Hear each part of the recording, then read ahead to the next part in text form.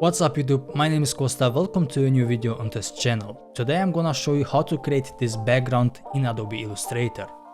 First, make sure that you have the same settings like I do and then click on create. Alright, now we need to create a shape for the canvas, so select a rectangle tool. Then click once on the canvas and type in 9020. And in the bottom field type in 1080. Click OK, center the shape and click on the stroke and let's remove it. Click on this icon over here to remove it, then select the fill and double click to change the color to a darker gray, something like this, then click OK. Now press Ctrl+2 on your keyboard to block the shape so that we can't move it anymore. Alright. Now create another shape, but this time we need to create a square.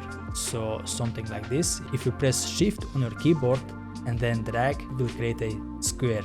And now change from fill to stroke. To do that, press Shift and X on your keyboard.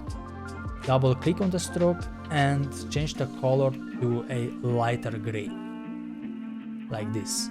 Now we need to create for each corner a small dot, so select the ellipse tool and let's create an ellipse of this size. Actually, let's change the size to 3 pixels like this, and then change the stroke to fill. Press Shift and X.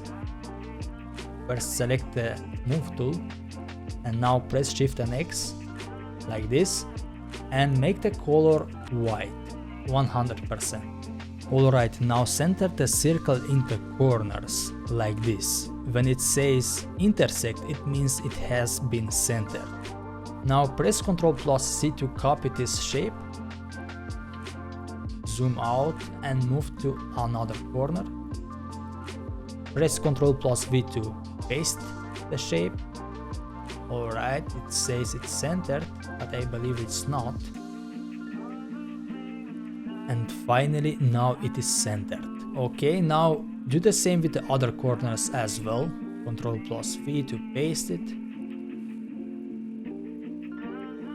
Great, now zoom out and select everything on the canvas. Go to Object, Pattern, and then click on Make.